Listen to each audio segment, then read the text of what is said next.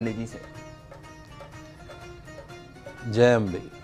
First India news channel के सभी दर्शकों के ऊपर माँ सरस्वती, माँ लक्ष्मी, माँ काली, माँ बगलामुखी का आशीर्वाद और कृपा दृष्टि हमेशा बनी रहे।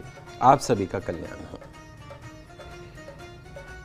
दोस्तों, नवरात्रा में पूजा के साथ साथ देवी के निमित्त हवन करने का विशिष्ट महत्व बताया गया है और हवन करना सर्व कामना पूरक माना जाता है।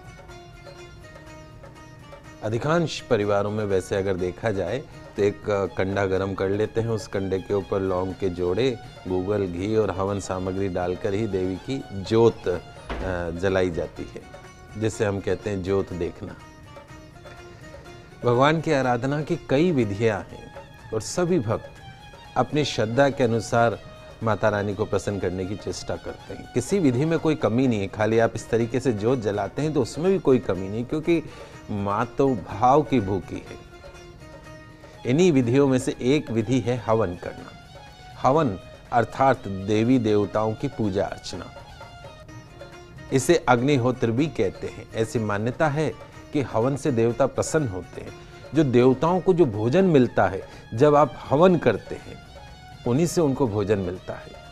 हवन के अंतर्गत कुंड में प्रज्वलित अग्नि में आहुति दी जाती है, स्वाहा। जैसे ही आपने स्वाहा देवता का नाम लिया, स्वाहा किया और उनको भोजन मिला, तो यह आहुति जो है वो तुरंत ही देवताओं को प्राप्त हो जाती है। जैसे ही आपने स्वाहा किया और वो देवताओं से ग्रहण कर लेते हैं। अतः हवन का विशेष महत्व माना गया है। तो यदि आप चाहते हैं कि आपके घर में सभी देवी देवताओं का आशीर्वाद बना रहे, नवग्रह का आशीर्वाद बना रहे, षोडश मातृका का आशीर्वाद बना रहे, भगवान गणेश जी का आशीर्वाद बना रहे, माँ लक्ष्मी, माँ सरस्वती, माँ काली का आशीर्वाद बना रहे, तो हवन अवश्य करना चाहिए। तिलों की जो आहुति है स्वाहा, वो देवता ग्रहण करते हैं। देवी का एक रूप भी स्वाहा, स्वधा। स्वधा जब हम पितृपक्ष में जब तर्पण करते हैं पितरों के लिए तो स्वधा बोलते हैं, और जब देवताओं के लिए करते हैं तो स्वाहा बोलते हैं। स्वधा करेंगे तो उसको हमारे पितर ग्रहण करेंगे, और जब स्वाहा करेंगे तो हमारे देवता ग्रहण करेंगे। तो देवताओं की पूजा करने के लिए हवन क्यों किया जाता है, यह जिज्ञासा मन में उठती है।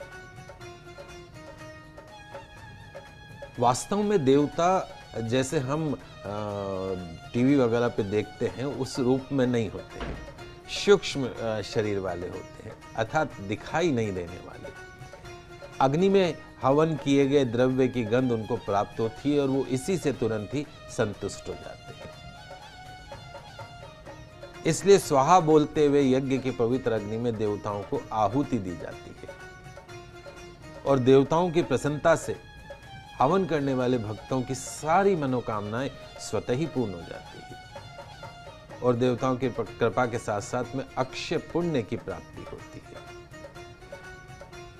यदि आपने किसी को भोजन दिया तो वो आशीर्वाद तो देगा ही ना आपको। साल 6 महीने में एक बार घर में हवन अवश्य होने चाहिए। देवताओं का आह्वान होता है और फिर उन्हें स्वाहा के साथ में हम भोजन करवाते हैं।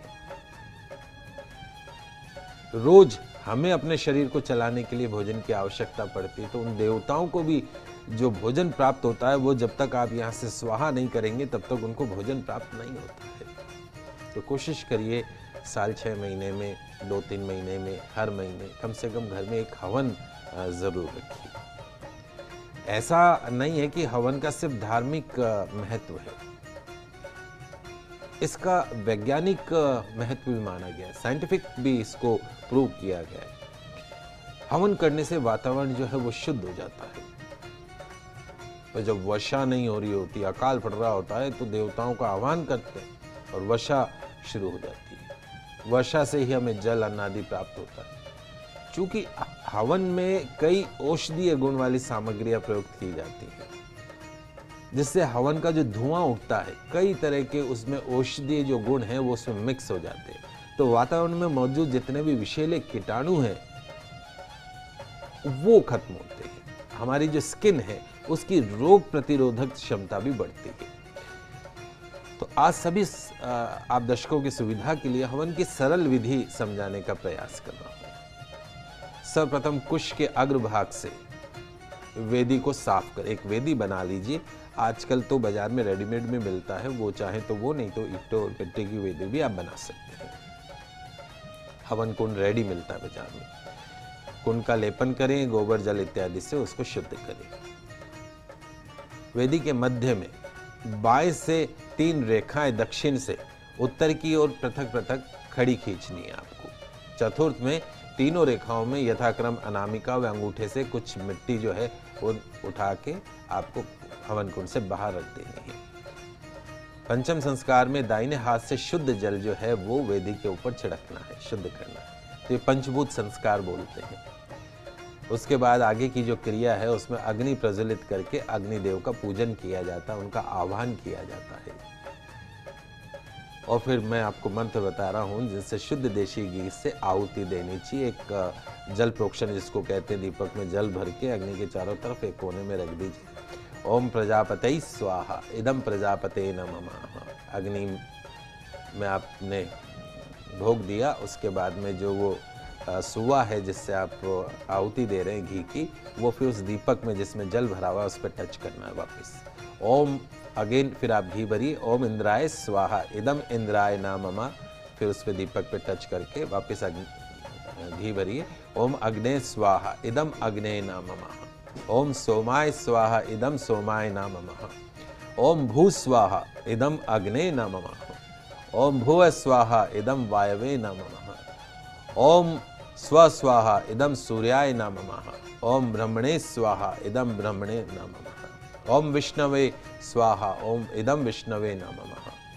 ओम श्रिये स्वाहा इदम श्रिये नमः। ओम षोडश मात्रभ्यो स्वाहा इदम मात्रभ्ये नमः। नवग्रह के नाम से ओम सोमाय नमः, ओम सोमाय स्वाहा, या मंत्रों से नवग्रह के जो मंत्र हैं उनसे भी आहुति दीजिए। भगवान सबसे पहले भगवान गणेश जी की आहुति देना मत भूलिएगा।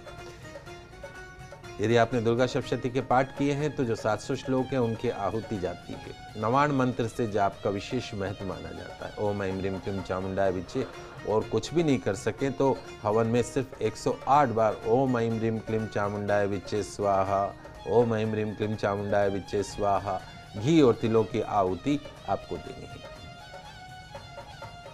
प्रत्येक मंत्र के पश्चात में स्वाहा का उच्चारण करके आहुति देनी है। यदि दुर्गा सप्तशती के पाठ आपने किए हैं तो प्रथम से अंत अध्याय के अंत में पुष्प, जैसे पहला अध्याय जब आपने किया और फिर उसका जब लास्ट श्लोक है, अंतिम श्लोक है, तो पुष्प, सुपारी, पान, कमलगट्टा, लौंग, 2 नग, छोटी इलायची 2 नग, गूगल हो गए आपके छोटे छोटे टुकड़े, शहद की आहुति दें। और फिर उसके बाद में 5 या 3 बार घी की आहुति देनी है। यह सब अध्याय के अंत की सामान्य विधि है। तीसरा जब अध्याय आता है जहाँ पे गर्ज गर्ज शणम वाला श्लोक है, वहाँ पे शहद की आहुति अवश्य दीजिएगा। 8वें अध्याय में मुखेन काली श्लोक पर रक्त चंदन की आहुति दीजिएगा। और पूरे 11वें अध्याय की आहुति जो है वो खीर से देनी है। गाढ़ी खीर बना लीजिएगा क्योंकि वो लक्ष्मी को प्रसन्न करने वाली, माँ को प्रसन्न करने वाली है, तो खीर से आहुति दीजिएगा। इसी अध्याय में सर्वबाधा प्रशमनम में काली मिर्च से अगर आहुति दे सके तो अच्छी बात रहेगी। नवाण मंत्र से तो 108 आहुति आपको देनी है।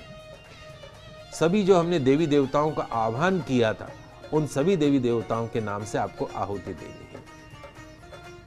तो ये एक हवन की सरल विधि है। कोशिश करिए कि योग्य आचार्य के निर्देशन में कर सके।